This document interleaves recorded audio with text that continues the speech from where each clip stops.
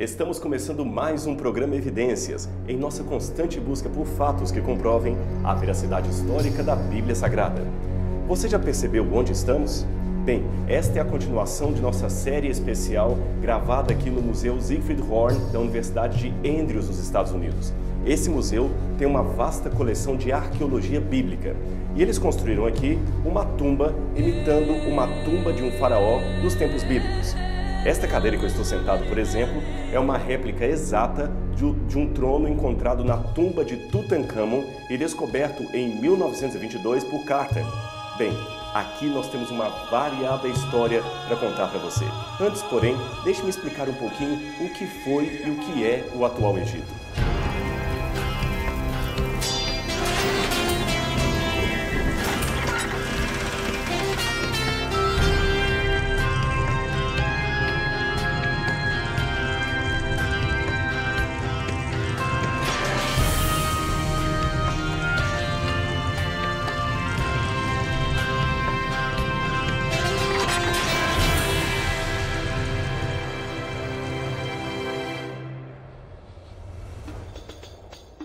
O Egito, também reconhecido como República Árabe do Egito, é um país do norte da África, que inclui também a Península do Sinai, que fica na Ásia. Logo, é um estado transcontinental. Com uma área de mais de 1 milhão de quilômetros quadrados, ele faz fronteira ao oeste com a Líbia, ao sul com o Sudão e ao leste com a faixa de Gaza e Israel. O litoral norte é banhado pelo Mar Mediterrâneo e o litoral oriental pelo Mar Vermelho. A Península do Sinai é banhada pelos golfos de Suez e Aqaba, e a sua capital é a grande cidade do Cairo. O Egito é um dos países mais populosos da África. A grande maioria da população, estimada em mais de 80 milhões de habitantes, vive às margens do Rio Nilo, que, aliás, é praticamente a única área não desértica do país. Cerca de metade da população vive nos centros urbanos, em especial no Cairo e em Alexandria, além de outras cidades importantes do delta do Nilo. O país é conhecido pela sua antiga civilização e por alguns dos mais famosos monumentos do mundo, como, por exemplo, as pirâmides de Ginsé, a Grande Esfinge e, ao sul, a cidade de Luxor, que abriga diversos sítios arqueológicos, como o Templo de Karnak e o Vale dos Reis. O Egito é mesmo um país de grande importância política e cultural do Oriente Médio e do norte da África. Ali também foi palco de muitas histórias mencionadas na Bíblia Sagrada. Abraão, Isaque, José e Moisés foram alguns dos muitos heróis de Deus que estiveram em suas terras, isto sem contar a permanência por séculos de milhares e milhares de hebreus que ficaram cativos no Egito até a intervenção maravilhosa de Deus por meio do Êxodo. O Egito é realmente fascinante. É um tesouro arqueológico a céu aberto. Aqui na Andrews nós temos, como falamos, esse pedacinho do Egito para que todos possam ter uma ideia de como era naqueles tempos. Aqui você vê como seria uma tumba dos tempos dos faraós. O teto é coberto de estrelas para simbolizar o céu, conforme eles viam. E aqui também era um canal, segundo a crença egípcia, para o mundo dos mortos. Na parede, eles costumavam colocar relatos de tudo o que faziam em vida para que os deuses pudessem ficar satisfeitos. Aqui, por exemplo, eles copiaram algum tipo de declaração muito comum naqueles tempos, onde aquele que morreu estaria dizendo para os deuses que ele fez o papel dele na terra. Veja as inscrições hieroglíficas, todas na parede contavam as histórias da pessoa. Esse aqui, por exemplo, ele gostava de deixar bem claras as coisas que ele fez. Ele diz que ele alimentou justamente aqueles que estavam com fome. Aqui você tem a palavra requer, que significa faminto, com determinativo. Isso indica que ele deu comida para aquele que tinha fome. Mais abaixo você tem a palavra rui, que significa desnudo, significa que ele deu roupa para aquele que estava sem roupas. E mais abaixo ele coloca também a palavra maharu, que geralmente a gente traduz como justificado, mas literalmente significava em egípcio aquele de voz verdadeira. É curiosa essa maneira que os egípcios entendiam a palavra justificado, aquele de voz verdadeira, aquela pessoa que está dizendo a verdade, que não está mentindo a respeito daquilo que ela fez. Mas há outras curiosidades aqui nesta tumba fictícia que eu gostaria de mostrar para vocês. Isto aqui é algo fascinante. Eles colocaram aqui uma estatueta original datada de 800 anos antes de Cristo. Ela foi encontrada no templo de Amon, na antiga cidade de Tebas. Essa estatueta é comumente chamada de Shabti. E o que seria um Shabti? Bom, alguns egiptólogos têm a ideia de que os egípcios, durante um tempo, praticaram uma terrível tradição. Quando um faraó morria, todos aqueles que haviam servido a ele em vida deveriam ser mortos junto com ele e colocados em seu sepulcro. Imagine, todos os escravos mortos no dia da morte do seu senhor. Esta prática, felizmente, foi abolida posteriormente e estes antigos escravos tiveram seu corpo substituído por um Shabti, que era uma estatuetazinha que simbolizava aquele escravo que servira ao seu amo em vida. Assim, esta estátua, representando o escravo real, poderia continuar servindo ao amo depois da morte. Mas há outras curiosidades aqui também. Aqui nós temos algumas múmias reais, autênticas, inclusive de animais. Esta aqui é uma múmia de uma ibis. A ibis é um pássaro muito famoso no Egito que também representava um dos deuses do panteão daquele povo. E aqui você tem um pé, provavelmente de uma criança mumificada, um pé humano. Esta aqui é uma múmia de aproximadamente 300 anos antes de Cristo. E um pouco aqui nós temos outra múmia de um falcão. O falcão era o símbolo do deus Horus. E eles pegavam o próprio pássaro e mumificavam. Opa, e o que é isso que temos aqui em cima? Um escorpião. Claro que esse aqui já está morto, senão não pegaria assim na mão. Muitos escorpiões como este são encontrados no deserto do Saara e também na Jordânia. Eu mesmo tive a oportunidade de ver vários deles saindo dentre a pedra. Dizem que são terrivelmente nocivos. Alguns estão aqui apenas para ilustrar, felizmente bem mortos. Agora, eu queria mostrar para você, fora dessa tumba, outras curiosidades que a Universidade de Andrews trouxe para ilustrar como funcionava a vida e a crença do antigo povo egípcio. Então, vem comigo. Aqui fora nós temos várias divindades egípcias, a começar por esta aqui, em forma de um chacal. O nome dela era Anubis. O deus Anubis era aquele responsável, segundo a crença egípcia, de levar o indivíduo, depois de morto, até o reino de Osíris. Os egípcios tinham uma ideia de alma que eles chamavam de Ka, um pouco diferente da ideia dos gregos, porém acreditavam também na vida após a morte. O deus Anubis, portanto, era aquele que levava a alma do indivíduo para ser julgada. Bom, esse indivíduo, é claro, estava mumificado, como já demonstramos lá dentro. E como funcionava o processo de mumificação dos egípcios? O processo de mumificação dos egípcios era muito elaborado. Ele demorava dias, semanas a fio. Assim que a pessoa morria, o seu corpo era totalmente lavado em meio a muitos funerais e muitos rituais religiosos. Aí, as entranhas do corpo eram totalmente retiradas e colocadas em vasos de alabastro.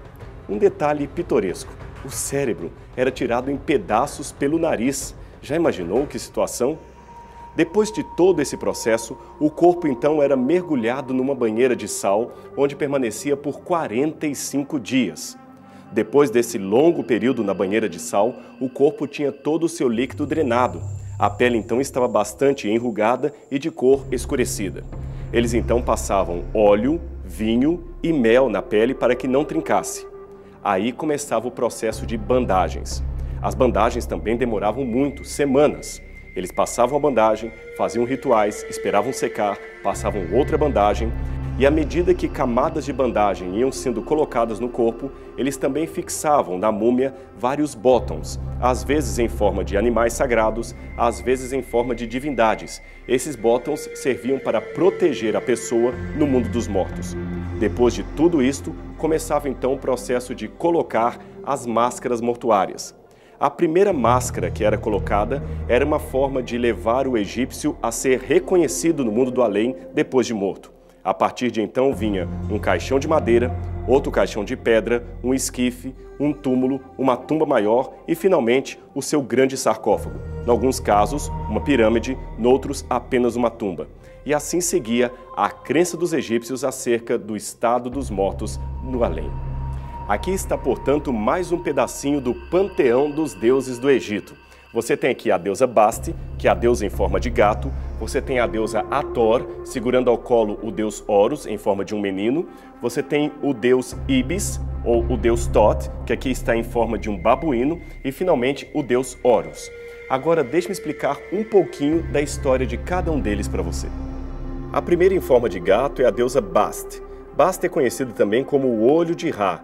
e é uma das formas da deusa Hathor, a mãe de todas as deusas. Bast é gentil, protetora e muitas vezes ela acaba incorporando um poder agressivo chamado Semek, que seria em forma de leão. Algumas vezes você encontrará Bast como sendo uma mulher com cabeça de leão. O seu principal culto era chamado de Bastistis, que também é o lugar onde ficaria o templo de Atum. A seguir, nós temos a já mencionada mãe de todas as divindades, a deusa Hathor. Hathor geralmente aparece na forma de uma vaca, mas muitas vezes também na forma de uma mulher com chifres de vaca, como essa que você vê aqui. Note que entre os chifres ela tem um disco solar representando o deus Horus. Em seguida, nós temos o deus Thoth. Normalmente, o deus Thoth é descrito como sendo uma ave, a ibis, mas, em alguns outros casos, ele também pode aparecer na forma de um babuíno. Este macaco babuíno, o deus Thoth, seria também o patrono de todos os escribas do Egito. Este aqui é o deus Apis, em forma de boi. Ele também é uma representação de Ptah, o deus criador. Dizem que Apis teria sido aquela divindade que os israelitas adoraram no deserto durante a ausência de Moisés no Monte Sinai. E por fim temos Horus, desta vez não na forma de uma criança, como vimos anteriormente, mas na forma de um falcão. Horus era filho de Osíris e filho também de Ísis, um deus que representava toda a divindade celestial.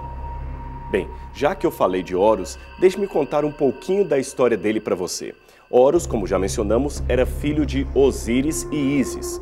Segundo a crença egípcia, Osíris tinha um irmão terrível, símbolo das trevas e da maldade, chamado Set. Houve uma batalha no céu.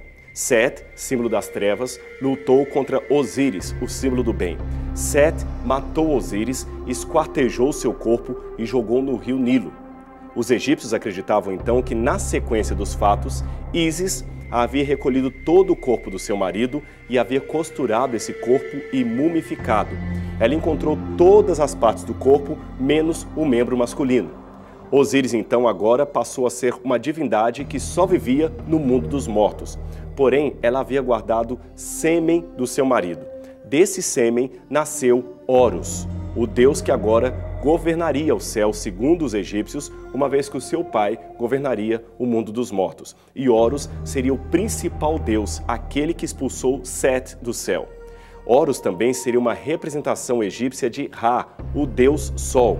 E a partir daqui você vê uma crença muito profunda e antiga a respeito do Sol como uma divindade suprema. Esta crença do deus Sol, de Ra, passou para os persas na forma de Mitras, depois alcançou Roma, e quando Roma pretensamente se tornou cristã, ela também atingiu os cristãos na forma da guarda do domingo. Mas isso é história para um outro programa. Vamos agora conhecer a última parte aqui desta coleção egípcia do Museu da Universidade de Andrews. Esse papiro é uma cópia do Livro dos Mortos que merece ser explicada. Cada parte que você está vendo aqui é como se fosse uma história em quadrinhos contando a vida de alguém que se entregou aos deuses e teve o seu julgamento após a morte. Você tem um indivíduo aqui na primeira parte adorando as várias divindades egípcias.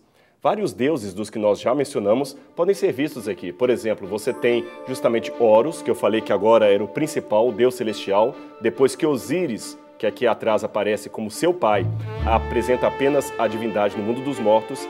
A seguir você tem Maat e você tem outros faraós que foram adorados. Aqui você tem a deusa Hathor, a deusa vaca.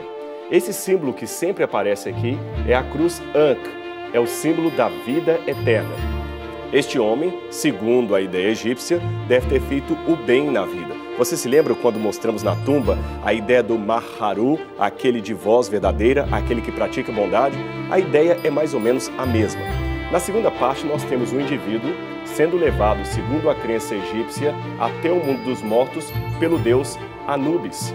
Veja que ele aparece com a cabeça de chacal, como nós vimos, mas com o corpo humano. Mas veja que curioso, numa outra cena, Anubis coloca algo numa balança. Aqui funciona o juízo final segundo os egípcios. Num prato da balança, ele coloca o coração daquele indivíduo. No outro prato da balança, ele coloca a pena da deusa Maat. O deus Thoth, que aqui aparece, veja, em forma de ibis, faz anotações num pequeno pedaço de papiro. Que anotações o deus Thoth está fazendo? As anotações da vida daquele indivíduo. Ora, que anotações são estas? Tudo o que ele fez de bom ou ruim deverá ser pesado agora diante do tribunal de Osíris. E como é o processo desta pesagem? Aqui você tem um símbolo da deusa Maat. Na sua cabeça, Maat tem uma pena.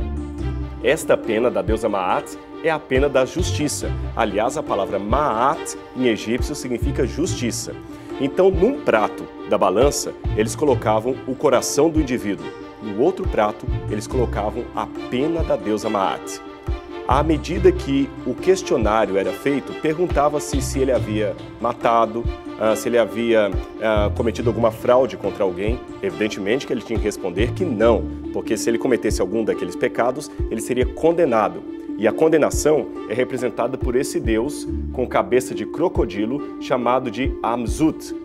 O crocodilo muitas vezes era um animal representante do mal no Egito. Aliás, tem uma antiga lenda egípcia que o crocodilo às vezes se disfarçava de criança e ficava na beira do rio Nilo chorando. Quando as pessoas ouviam o choro de uma suposta criança, iam para ajudar. E quando se decepcionavam, porque não havia nenhuma criança, eles encontravam o crocodilo Amzut. Ele devorava a pessoa. E daí, segundo alguns, teria vindo o velho ditado de que pessoas falsas têm lágrimas de crocodilo. Você já ouviu essa expressão? Segundo algumas autoridades em linguística, esta expressão teria vindo desta antiga lenda egípcia. Bom, voltando ao nosso cenário. Ninguém queria ser condenado ou devorado pelo deus crocodilo. Então ele temia que o seu coração pesasse mais do que a pena da deusa Maat. Ele tinha que ser sincero. Lembra da expressão Maharu, verdadeiro de vós? Porém, se ele cometesse qualquer pecado, qualquer deslize, e mentisse na hora do juízo, o seu coração falaria a verdade. E cada vez que o coração denunciava os seus pecados, o prato da balança pesava contra ele. Ia pesando, até que ele fosse completamente condenado. Esse aqui, felizmente, teve uma boa pesagem, pois o papiro demonstra que ele passa para o estágio seguinte e é levado por nada menos do que o próprio deus Horus até ao trono de Osíris, aonde ele receberá o galardão do mundo dos mortos. Atrás de Osíris, você tem Neftis e Ísis, a sua esposa e a sua cunhada, amparando o grande deus Osíris, que, como eu falei, aparece sempre vestido de branco, como se fosse uma múmia, governando no mundo dos mortos. Aqui você tem os Shabti, que são justamente os servos de Osíris, aqueles que ajudam a servir a pessoa depois que ela morreu. Curiosa essa ideia egípcia do mundo dos mortos e do julgamento no juízo final, não é mesmo? Mas eu tenho aqui uma surpresinha para você.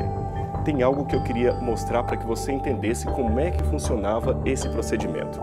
Isso que está em minhas mãos é um escaravelho de pedra.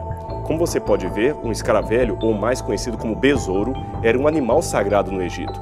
Muitas vezes ele também era a representação do deus Ra, do deus Sol, do deus Horus. Aqui na sua base, ele tem várias inscrições hieroglíficas que eram orações e frases de proteção. Por que eu estou mostrando isso para você? É porque os egípcios, para que não fossem condenados no juízo final, costumavam, às vezes, na hora da mumificação, pedir alguém para arrancar o seu coração e, no lugar dele, colocar um escaravelho de pedra, um coração de pedra. Esse coração de pedra garantiria, segundo a crença popular daquela época, que ele não fosse condenado no dia do juízo. Sabe por quê? Quando o deus Anubis arrancasse o seu coração para colocar na balança, ele colocaria um coração de pedra. E como pedra não denuncia o pecado de ninguém, por mais que a pedra seja mais pesada do que a pena, ela não iria denunciar os pecados e assim ele estaria livre de qualquer tipo de condenação. Era, de fato, uma maneira de garantir que, independente da sua vida de erros e pecados, ele ficaria bem no dia do juízo final. Aí você entende porque no livro do Êxodo, Deus, de maneira irônica, diz que eu endurecerei, diz o Senhor Deus, eu endurecerei o coração de Faraó. Não que Deus havia endurecido o seu coração, mas que Deus estaria respeitando a sua ideia, a sua teimosia, a sua falta de arrependimento. Faraó talvez mandava o povo sair do Egito e depois voltava atrás, mesmo em meio a tantas pragas, porque ele garantia, ou tinha a sua garantia, num coração de pedra. Aí você entende porque tantas vezes na Bíblia é dito que Deus não queria que nós tivéssemos um coração de pedra. Ele queria arrancar o coração de pedra e em seu lugar colocar um coração de carne. Ou como disse também Paulo no Novo Testamento, hoje se ouvirdes a sua voz, não endureçais os vossos corações. Uma mensagem muito bonita, não é mesmo? Coração de pedra. Poderia ser garantia para os egípcios, mas é segurança de perda para aqueles que conhecem a palavra de Deus.